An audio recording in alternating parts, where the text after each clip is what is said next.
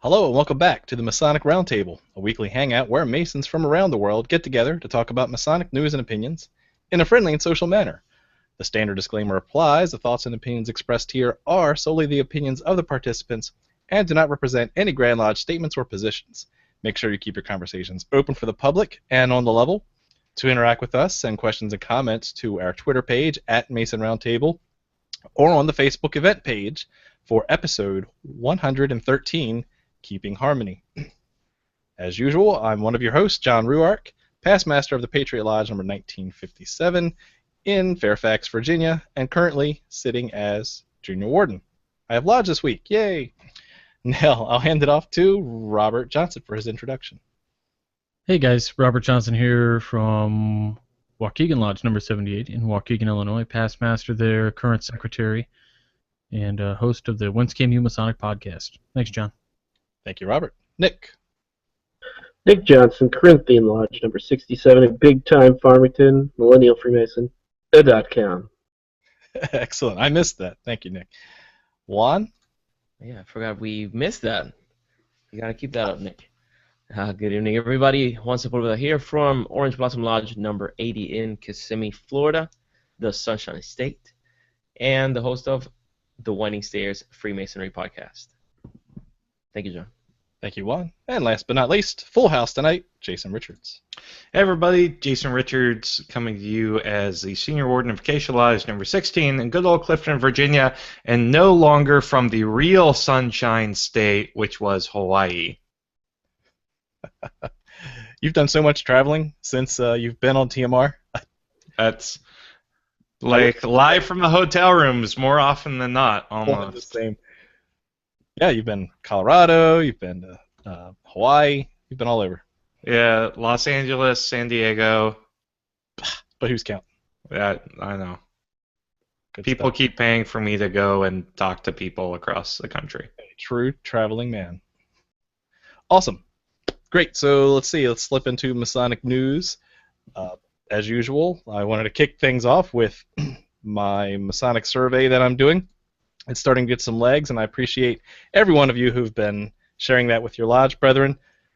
The address to get to that is www.tinyurl.com/Masonic survey.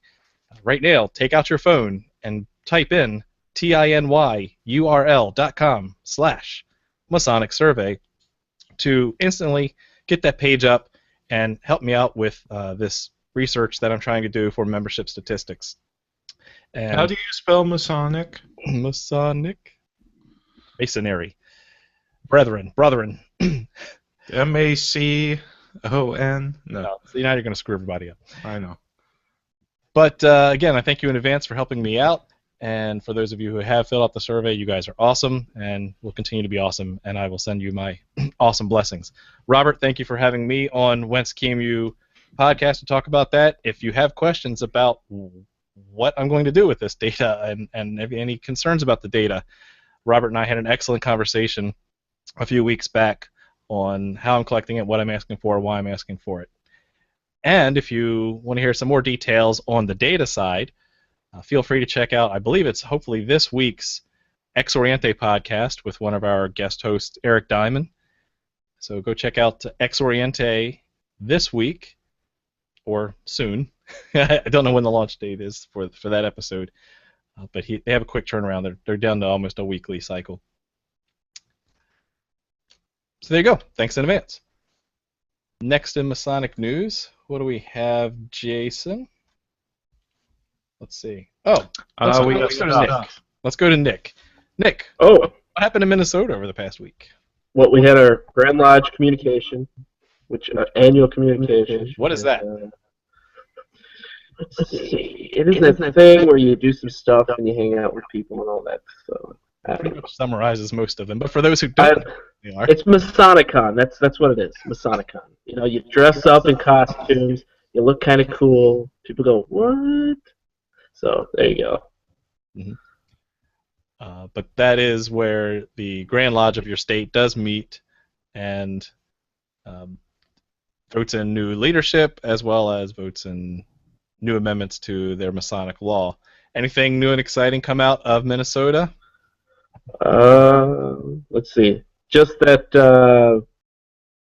I don't know, a resolution I wanted to have passed didn't pass, and I just have to deal with it. So tears for me, cheers for others. It's okay. That's all I have to say about that. Sad face. Well, there's always next year. So we also got to talk about another Masonic con going on. We've got the 2016 Massachusetts Rhode Island Masonic Con hosted by Ezekiel Bates Lodge. That is occurring up in Attleboro, Massachusetts, a week from Saturday from 9 a.m. to 5 p.m. So we're not going to be able to make it, but there's going to be a lot of great stuff happening there. Brother Ryan Flynn is going to be there, as well as Brother Greg Kaminsky from the Occult of Personality podcast. And it's going to be a lot of fun for anyone who's up in that neck of the woods. And also, at the end of this month, I know this is just something that I just remembered, Jason and I are going to be in upstate New York at the end of the month. Jason, do you have the details on that? Yeah, so John and I are actually going to be up at a district education symposium for some lodge up there. No, it's with Andre Belivo's lodge, and I don't have the information in front of me. It's going to be April 30th. There are going to be 4 of us speaking, including John and myself, so we'd love to come and see you and come and hang out with you. So let us know. Also, mark your calendars for June 11th. That's a Saturday night. I will be up in Nashua, New Hampshire, just outside of Boston, at the 5th annual Evening of Masonic Light. So check that out. It's Brother Brian Flynn and Brother Chris Busby are 2 of the members of that lodge that are putting that on, and it's going to be a great time. I'm actually the warm-up hitter for Mark Tabbert, who's going to be talking about George Washington's Masonic legacy, so it's going to be a lot of fun. I'm going to be queuing him up with a talk on myth and masonry and the role of allegory and myth in the Masonic experience. Thank you for filling in and vamping while I found the event. Yes, so that would be Saturday, April 30th. Jason and I will be at Wallkill Lodge, number 627, FNAM, up in Walden, New York, which is Andre Belivo's lodge. And there will be 4 topics for the day, 4 speakers for the day, Jason, myself, Brother James Curry, and Brother Reverend Tony Sylvia. Should be a great district education event, so check that out. It starts at 9 a.m. Lunch will be provided. Cost is $20 per brother at the door. Master Masons only. And the 5th annual Evening of Masonic Light is also Master Masons only. Sorry, kids. Sorry, kids. Kiddos. Okay, and last but not least, for Masonic news, traveling over to Brother Hodap's blog, we find shocking news out of Georgia, and it's not what you think. It is that their former Grand Tyler was arrested for stealing from the lodge. Interesting. Allegedly stealing over $600,000 over a 6-year period from Grant Park Lodge number 604. Wow. What do you guys think about that? Well, it's not the first time I've heard of massive embezzlement on the part of lodge members or former lodge members. Internal controls. You need to have them. That's honestly, it surprises me just how it happens. I mean, it's a trustee relationship that goes awry. So internal controls, guys. Or a secretary relationship that goes awry as well. Exactly. Yeah. The secretaries and the trustees are the men with the real power of the purse. Robert Johnson. Yeah. Nice purse. So I do like that car you have, Robert. I receive all monies paid into the lodge and promptly hand them over to the lodge treasurer so that they're not taking a cut of the same. I was like, Mercedes-Benz dealer? Wouldn't that be funny? Wouldn't that be funny is to receive all monies paid into the lodge by the hands, or to receive all monies paid into the lodge, taking a cut thereof. Taking a fair and just cut of the same. That'd be something. Apparently, that's what the guy in Georgia was doing, though. That's what he thought the verbiage was. So You see, it's fractions of a penny over time. yeah, What's the plot of Superman 4? that was funny. There was. I thought that was Office Space. Yes. In all Yeah. seriousness, yeah, that's a horrible thing. Obviously, that's not Masonic conduct, and hopefully that he gets his just desserts if found guilty on those counts. Well, if he gets found guilty, somebody else is going to be. Yeah. having desserts. Really? We're going there? Along. Really? You know, it's time at this part of the program for everyone's favorite Masonic trivia. That is the Masonic Monday question. On Tuesday! On Tuesday, Jason. I'm so scared. Whoa, that was an incredible introduction of fear-causing something. I don't know. I'm totally like sleepy, but I do have my stuff up. Here we go. So, you guys did an excellent job. We were so into the topic, and also my tech decided to drive me insane. So, here is the question, and then the answer, and then all the smart dudes who answered it. And remember, ladies can answer these too. I don't judge. So, this is Masonic Monday question. Freemasons have long been involved in education, including in higher education. This famous Freemason served as president of 2 Texas-based universities, founded by the breakaway Methodist Episcopal Church South. He also has a most peculiar name. Who was this famous Freemason? So congrats Steve Whitaker, Justin Miller, Christopher Croteau, Mike Hambrecht, Paul Miller, Matt Apple, Tudor Tuhari, Renesh Hegde, James Webb, Mark Mitchell, and Ed Potter, who answered Hiram Abiff Boaz, who served as the president of Texas Wesleyan College, then known as Polytechnic College, and Southern Methodist University. That's right, his name was Hiram Abiff Boaz. I don't know how many bullies there must have been back in 18 whatever, but boy, that's like beyond Masonic tattoo. Dude, Nick, you can't be serious. You gotta be Jakin. You can bet your Boaz that I'm not. Man, those are so horrible. But there you go, guys. The strangest name I've ever seen researching one of these questions. I don't know. Seriously, don't name your kids that. Just saying. Terrible. Anyway, Masonic Monday question for the week of April 11th, 2016. The Royal Arch, or Holy Royal Arch, was the prominent door by which degrees were introduced by the ancients, such as the Knights Templar degree, which were later called orders, as well as a host of other orders. This carried over to the United States as well. Your question, under which chapter charter was the Knights Templar degree first worked in what would be the United States? When you have the answer, send it to masonicmonday@gmail.com. Don't forget your lodge name, lodge number, and hashtag Can You Believe Daredevil Season 2?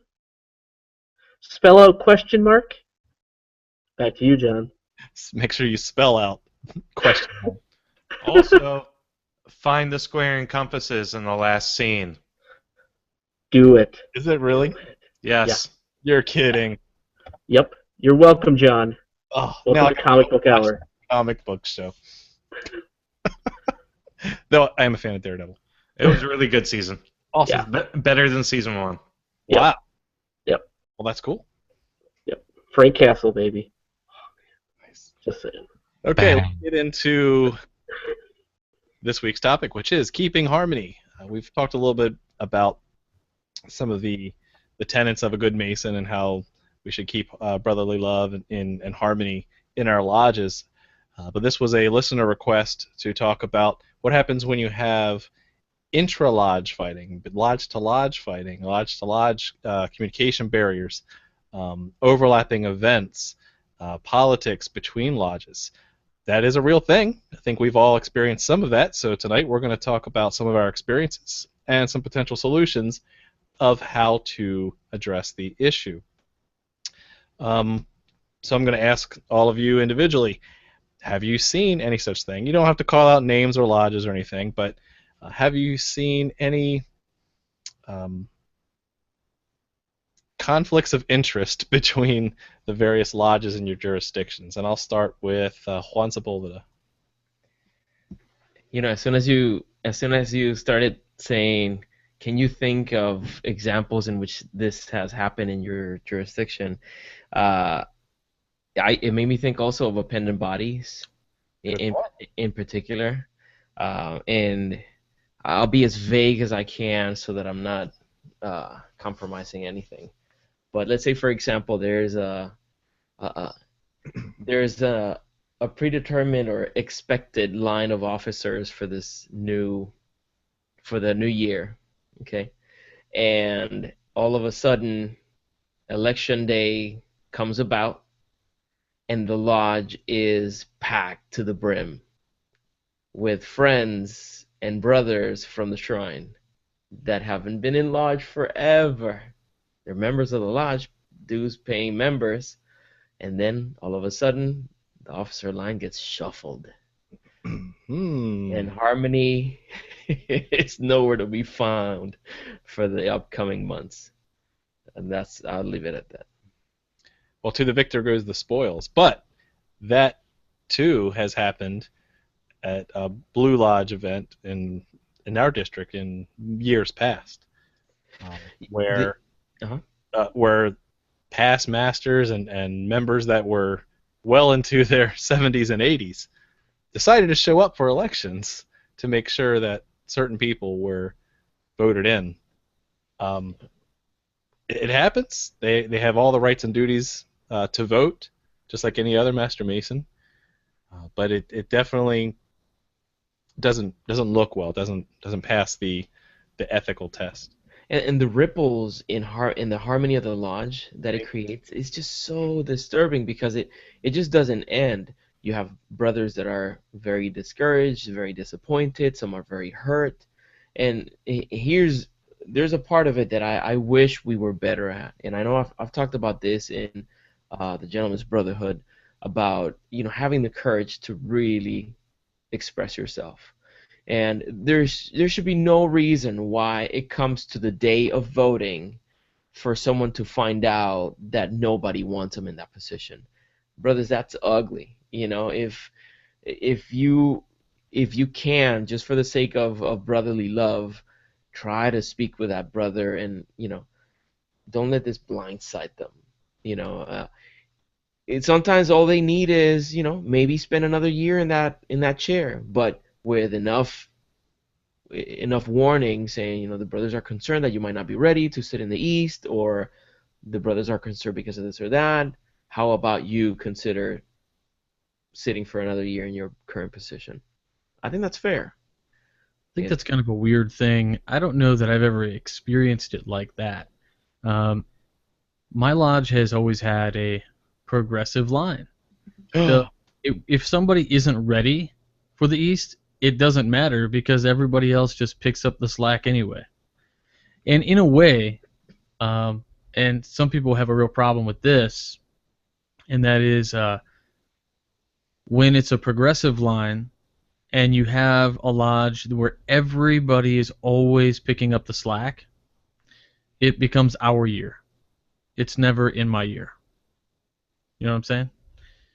So it's a little bit different that way. Nick, have you seen anything like that? Well, it's kind of interesting. I actually. And it doesn't have to be election oriented. I mean, it can No. Certificate.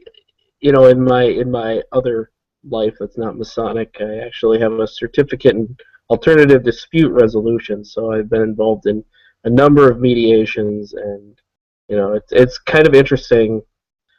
In Freemasonry, we're a trust-based, trust-built organization. So, having to mediate between brothers, which I have done on many occasions, right? It's just part of what I do, I guess. It very much depends on you're handling the trust issue first before anything else. And oftentimes, like talking about the officer's line, I've handled a few of those where somebody feels like they're being looked over, passed over for another position. Other people feel like they're not ready. And it's one of those that you have to take the parties.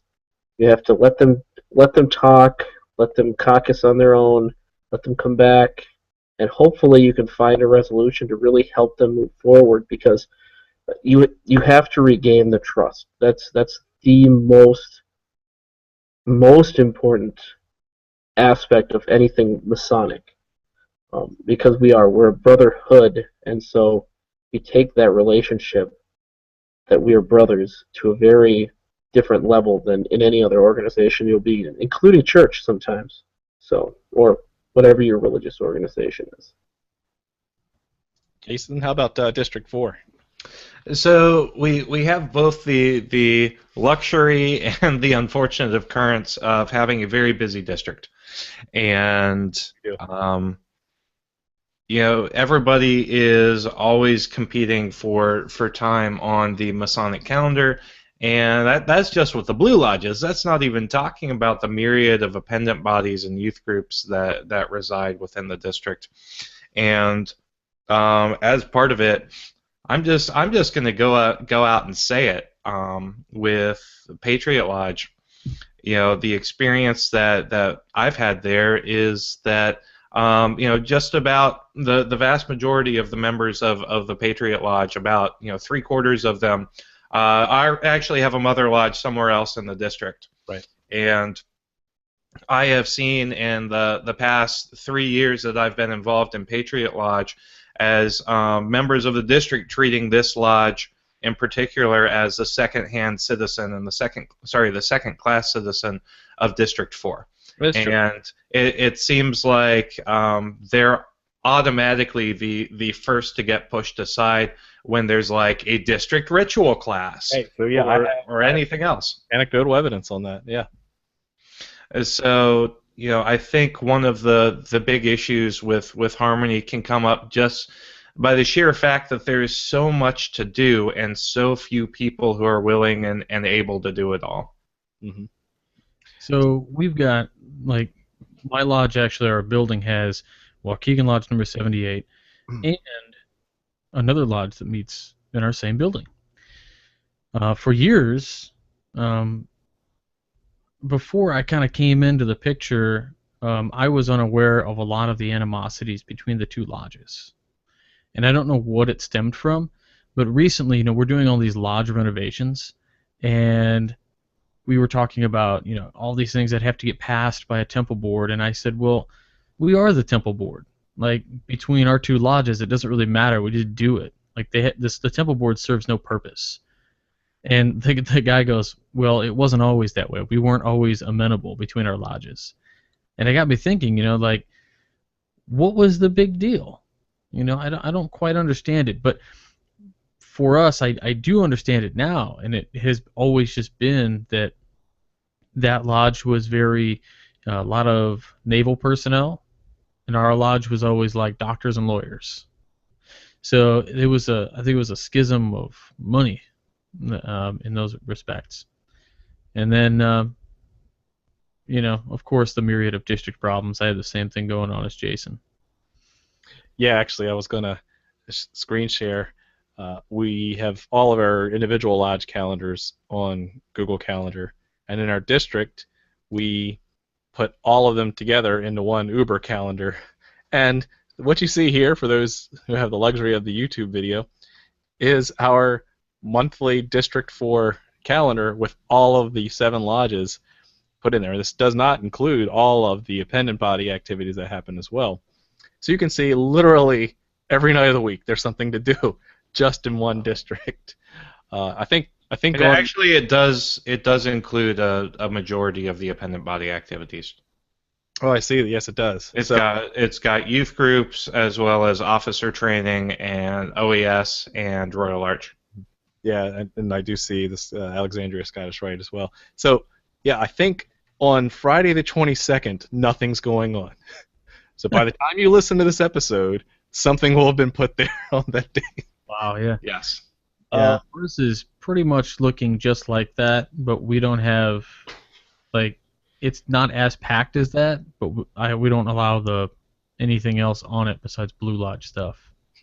But then how do you know what's going on? I mean, I'd rather have something I can filter down, but that's beyond the point.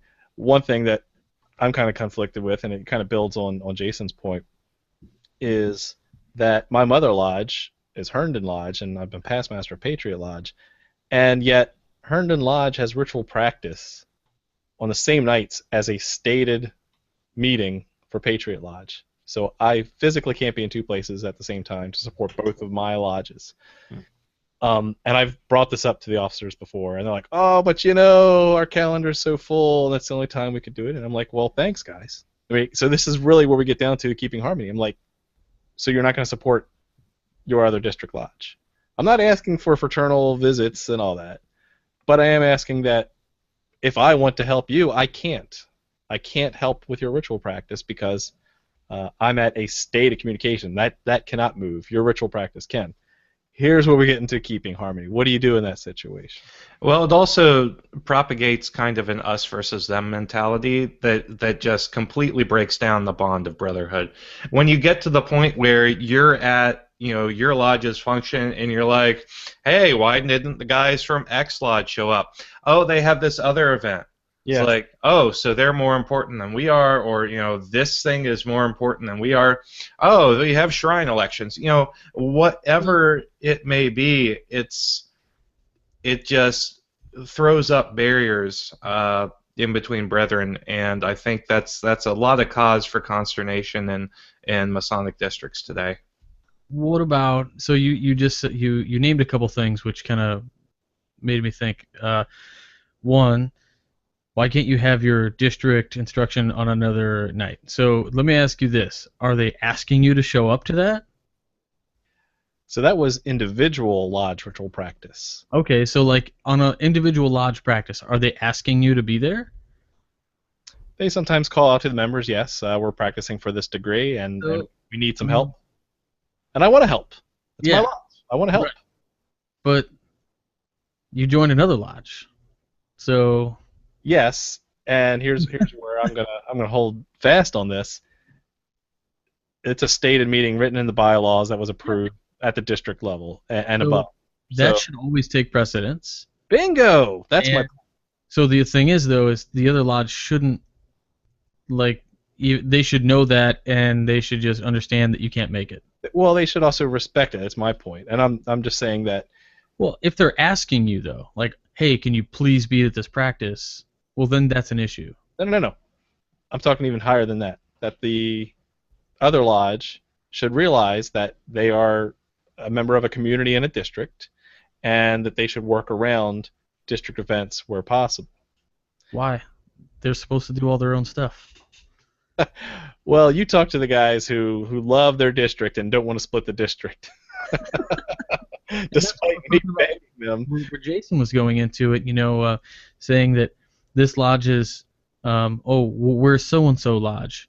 Well, largely, I don't see a whole lot of, in Illinois, for that matter, Waukegan's doing a big funeral on the 16th. Well, also on the 16th is like 2 other district events in our community. We don't care if they don't show up. Like, it just doesn't matter to us. Just like they don't care if we don't show up. Oh, we have expectations. It's hilarious. So that's the thing, though, is like you should be. There shouldn't be those feelings at all regarding that because you're supposed to take care of your own. Just take care of your lodge. Right. So what do we do in those situations? How do we keep the harmony when you have overlapping meetings, whether it be Blue Lodge to Blue Lodge to a pendant body, general conflicts, and we're not even talking about intrapersonal or personality conflicts. We're just talking scheduling conflicts. What do you think a recommendation should be, at least for the easy example, scheduling conflicts? Who wins? The district deputy. Wherever he's going, that's where we're going to be. Right. Yeah. Your lodge calendar is a perfect thing to set up. Your district should be set up as a district. Now, like, you have a district calendar that's got York Rite stuff on it and D. Malay stuff on it and all that, and that should be not on your calendar. Because a district... Robert Johnson hates youth groups. A district is not part of your independent bodies. Those districts are managed by sovereign Grand Inspector Generals for your area. That's your Scottish Rite guy. You have your... I don't even know what your council and your Royal Arch district guys are called, but they manage their own stuff. We don't have council. Right, yeah, you're all in one inclusive. That's pretty sweet. But to that point, though, your district calendar wouldn't be that full if you didn't count all that other stuff. I hear you, but... And it shouldn't be on a district calendar because a district is a Grand Lodge of Virginia, which doesn't include Scottish Rite. Fair enough. So there's a lot going on. We have the luxury, as Jason said, of being a busy one. But I like your point about keeping harmony would be that, you do have respect for your singular lodge first. Yeah, and everybody should respect that. Yes. Mm-hmm. That's it. And you do what you can. Mm-hmm. Like, we would never schedule a pancake breakfast on the first weekend of December because Milburn Lodge 127 does that, and they've been doing it for 70 years. But see, there's a little bit of difference of opinion because that's where the lodge now respects another lodge by not scheduling something. That's the point I was trying to make earlier. Well, how established is the event? Like, one thing that I haven't heard is the inefficiency of how some of these things are scheduled. It's not like you have someone sitting in the computer and you have everybody else figuring out, oh no, but that's how we do it. No, it's like you have, okay, so in new business or whatever section you're discussing it, and it's like, oh yeah, I wanted to remind everybody that we have this other thing. And then someone else is like, no, but we can't do that because whatever's happening. And then you have this cacophony of everybody's chiming in of what's happening where and the grotto or whatever. It's that's like, the only night Bob can get out of the house. And yeah. So by the time the meeting is done, things have been shuffled over with no regards to whatever's you don't have an overall picture of all the events that are happening. So perfect of a thought. Like if every lodge secretary decided, let's send the district deputy grand master our schedules and let him send us a report back of what everybody's doing so that you all can, I don't know, kind of work together to get something going on. There it is. It's right there. Yeah. Yeah, right. Take all the garbage off there, though. Shake that off. Shake it off a little. There's a lot of garbage. What's slot training? Subordinate lodge officer training. Mandatory training for your officers to get them ready for the East. Ish. Mandatory-ish. Mandatory, and conflicts with the Clifton Art Gallery. Guild. This is my lodge. I'll share my lodge. That's just a group using Acacia's building. It's on the calendar. Yep. That's my district calendar. Where's the rest of it? That's it, baby. Blue That's Lodge. good. I like it. 7 different lodges. Those are the stated meetings and specials that they've sent me. Less is more. I like it. All right, let's stop talking about scheduling overlap and start talking about politics. Right? The thing we're forbidden to talk about in lodge, but yet it happens in lodge all the time. Internal and intra-lodge politics. I thought you were talking about like real politics. I was ready to talk about Trump. Yes. Make Freemasonry great again. Ooh. Oh. I'm working on the hat. That's funny. Nice. But can you guys think of any examples of where you've had conflicts or hard feelings between lodges, not just on a scheduling thing, but people leaving lodges to go to other lodges. How do you keep harmony in that aspect? Nick? Well, let's see. Human beings are human, so you really can't fix them in the way that you'd like, no matter how hard you try. Politics happen, so I would say that uh, there's not much you can do about it. I know that's a terrible answer, but there isn't anything you can do about it. It will always happen all the time. So my suggestion is to again look at the trust relationship between the parties. Always that should be your first thought is how do I maintain the trust within this fraternity? It's really that, and it's your actions will speak bigger volumes than anybody else's. So that's really the smartest advice I've learned in my few years doing this is that you have to first maintain the relationship and then go from there. Mm-hmm. Robert? We've had some issues. There have been, I know lodges that have loaned other lodges money, and that lodge who received the money didn't actually do what they said they were going to do with that money. And there has been animosity ever since. Even though every one of those line officers in both lodges has been gone for 10 years. Why is there that? But like Nick said, people are human. We've got, guys that jump from lodge to lodge within the district because they're unhappy.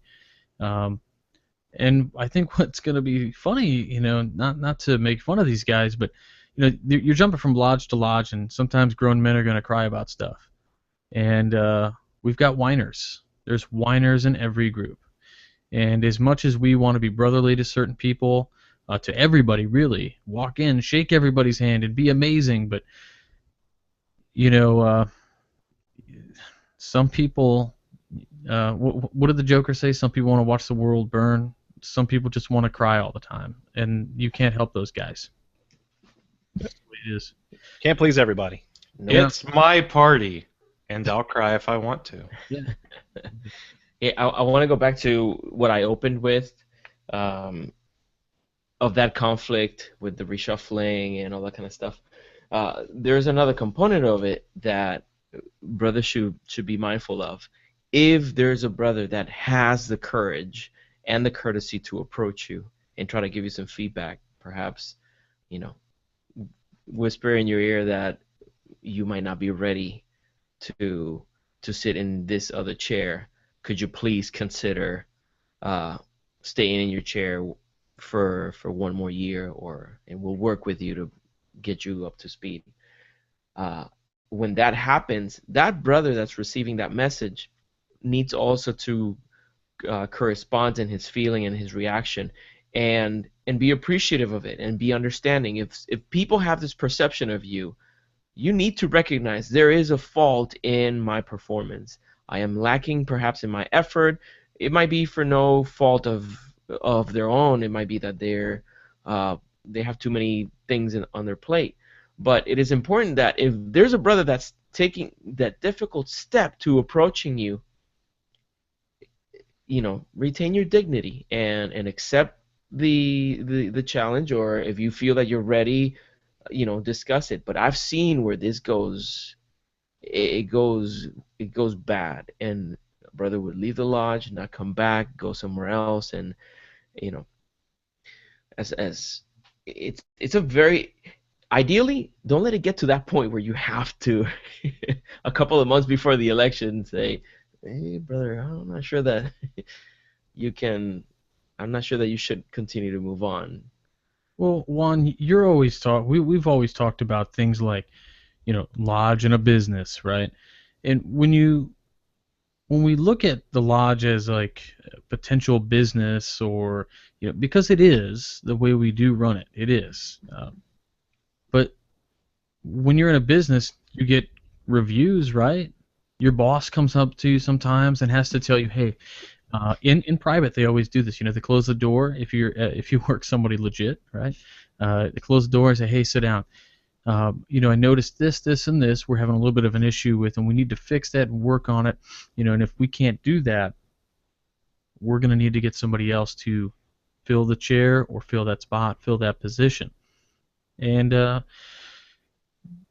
this is where fellowship and brotherly love, there's like this weird kind of fall off that I always see, which is just let it go, and it'll be better next year. And that's the same kind of mentality that happens when we talk about, people get real sore about like dues and things like that. Well, you can't expect, so and so to pay double the dues next year because a lot, they're on a fixed income and blah blah blah blah blah. You get this perceived thing where like you're attacking somebody because they call you elitist or whatever that is, and that's not the case. We're members of a secret society. Of course, we're elitist.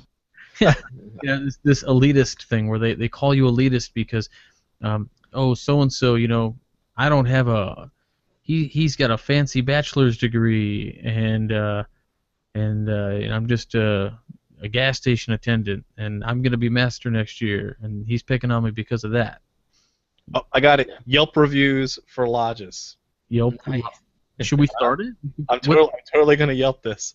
What's a quality name like Yelp for Masonic stuff?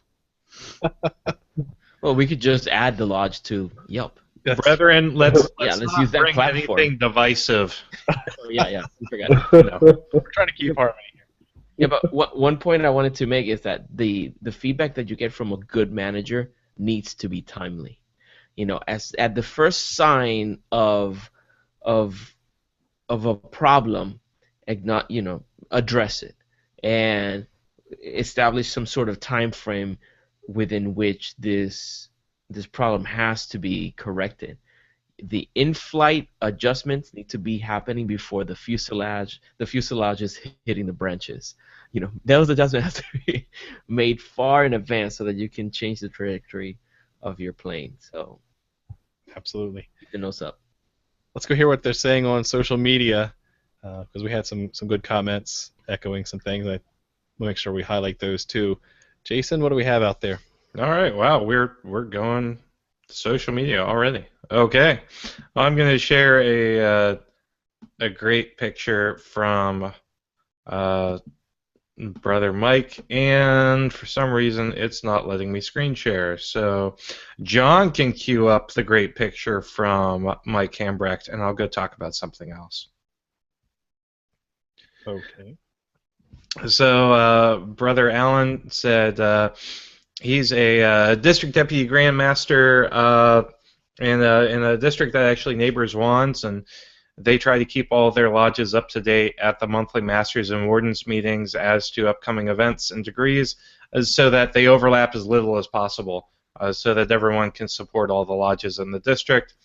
It's difficult, though, when a lodge or lodges don't actually attend those meetings to get those dates.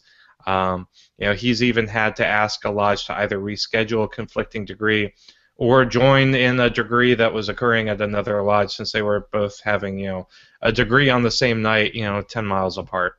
And I think a lot of what this comes down to, as Brother Jacob Barnard mentioned, is communication. So how do you restore harmony, and how do you ensure harmony between brethren and lodges?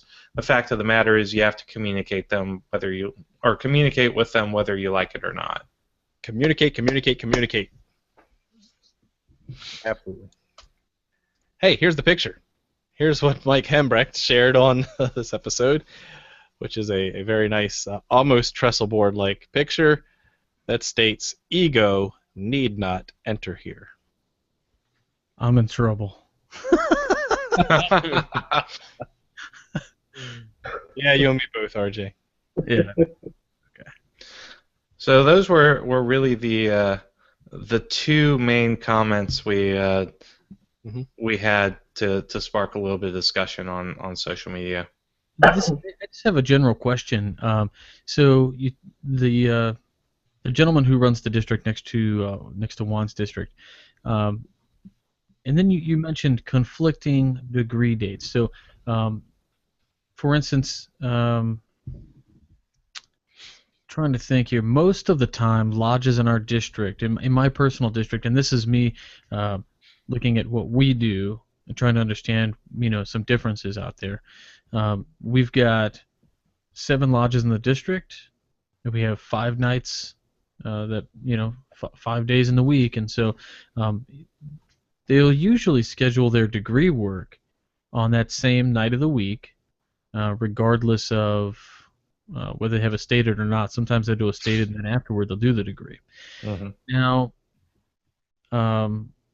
is there a reason why you don't want 2 different lodges doing a first degree at the same time? I mean, is there like are they worried about somebody? There's only one guy who knows a middle chamber lecture, and he's going to be at this side. Is that why they're concerned about parts being filled, or what's the issue there?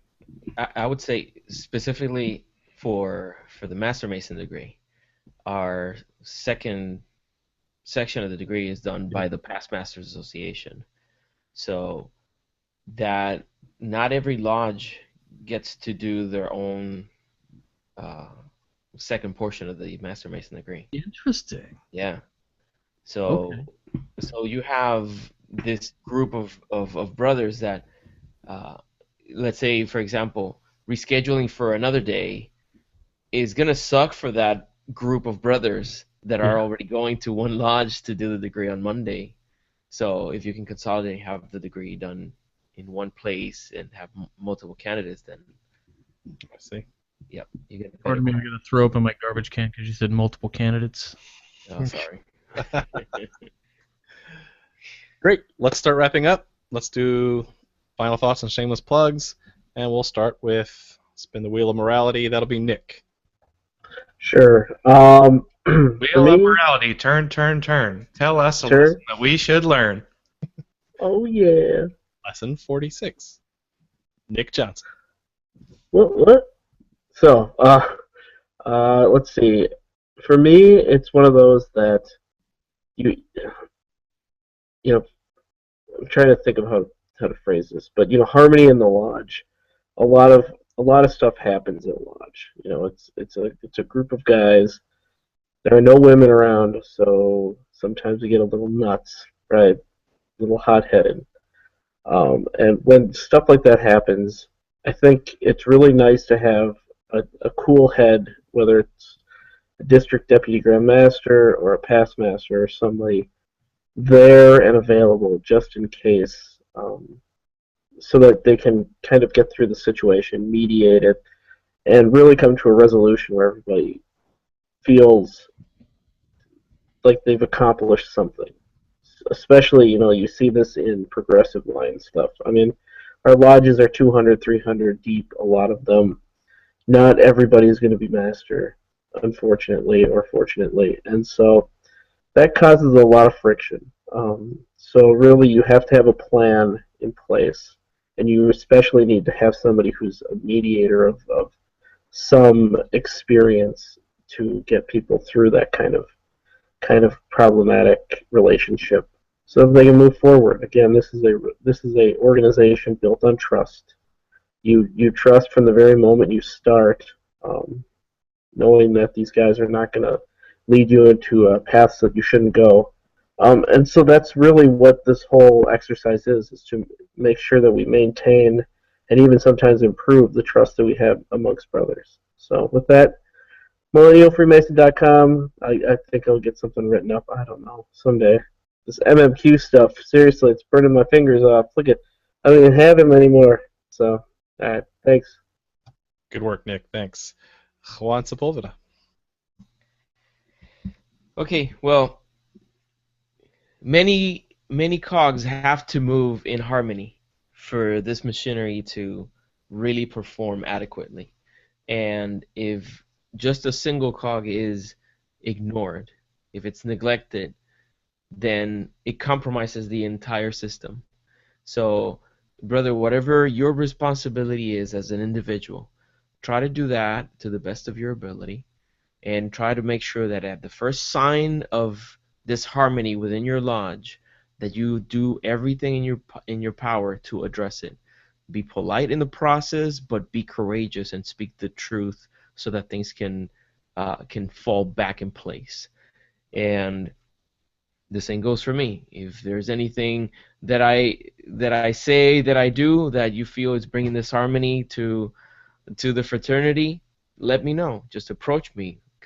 Whisper some wise counsel, like I always say. Now, in regards to the individual, I've been talking on the Winding Stairs about mentorship and the importance thereof.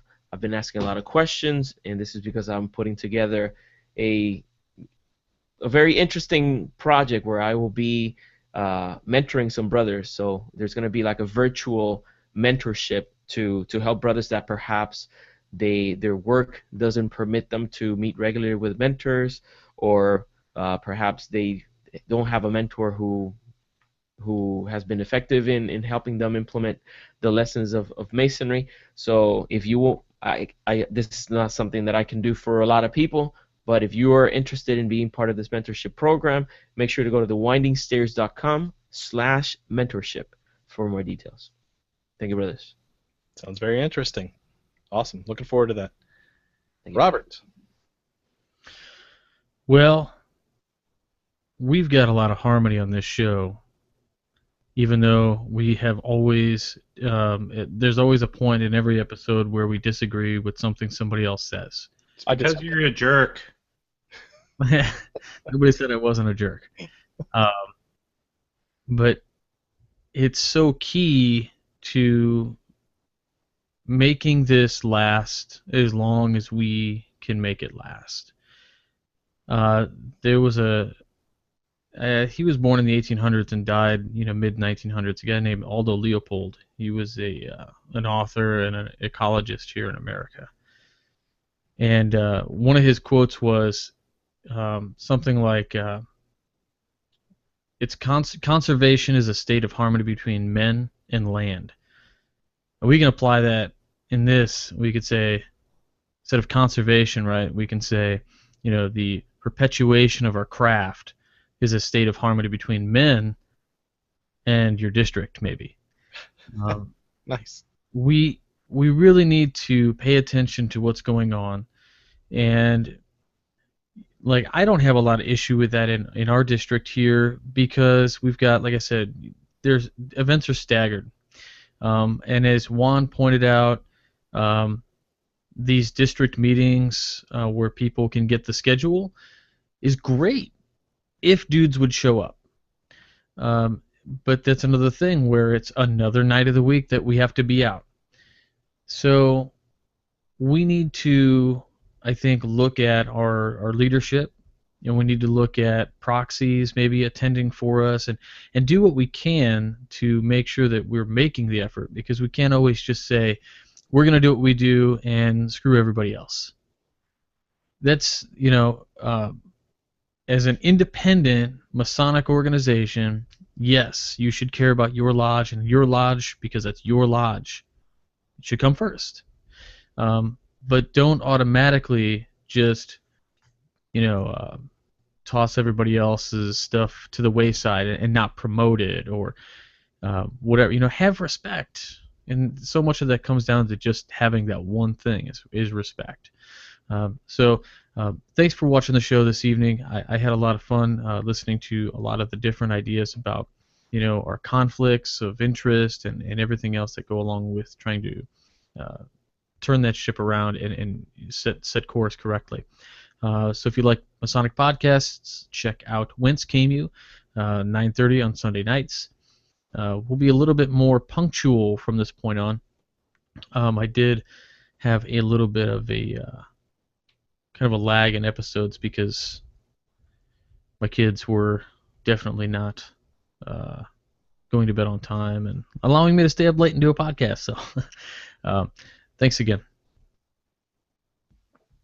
Thank you, Robert. Jason. All right, final thoughts. Robert said it quite well, and so did Juan. Nick, not so much, but that's okay. It's Nick. Maybe we take what we can get on the show.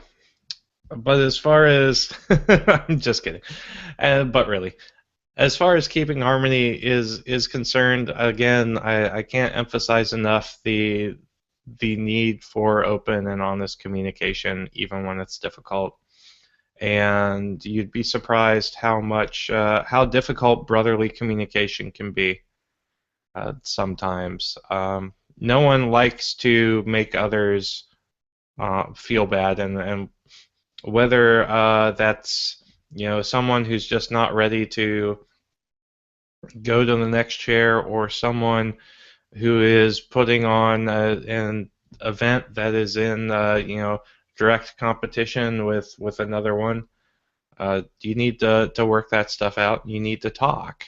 And that's the best thing that people can do to keep harmony in the lodge. Is it a perfect system? No. Plain and simple. And eventually, I do believe you have to go back to, your own Blue Lodge comes first. And, especially if you're an officer in a given Blue Lodge. So when all else fails, you need to revert back to that and say, okay, I need to concentrate on the foundations, or at least my obligations as an officer in that foundational aspect of Masonry, and go from there. And that's not a perfect system either, but again, as long as we keep talking, and as long as we keep from shutting out the others around us in our district, I think we have a higher chance of keeping harmony than we would otherwise. That's all I got. Thank you, Jason. So I've got the perfect metaphor for this. For those of you who waited to the end, prepare to be shocked. Harmony, it's not just a word that can describe agreement. It can also actually be applied to musical harmony. What's the definition of musical harmony? That's when you have a combination of two voices at the same time, when working together, produce a pleasing outcome. The same should be done for the brethren, right? So if you want to keep harmony, that means that let's all get together and sing major thirds in our chord structure. No, it means that ban the tritone. Curses, no minor chords. But we should also consider that just as there is musical harmony, it requires two things. It requires that both parties work together to produce a pleasing outcome. So there are chords that do not sound as well as or aesthetic as other chords. So that means that someone has to move in order to produce a pleasing outcome. Secondly, they have to be at the same pitch or the same volume. So one person talking very loudly and the other person backing off, you're not going to hear the pleasant chord. So take that going forward. Think about any conflicts that you have, both within your lodge, outside of your lodge, lodge to lodge, and figure out how we can work together to produce a harmonious and pleasing outcome. If you like podcasts, please support the show by going to themasonicroundtable.com/shop and pick up one of our new pins, our final run, and help keep our lights on. Thank you very much for watching, and keep searching for more light. Have a good night.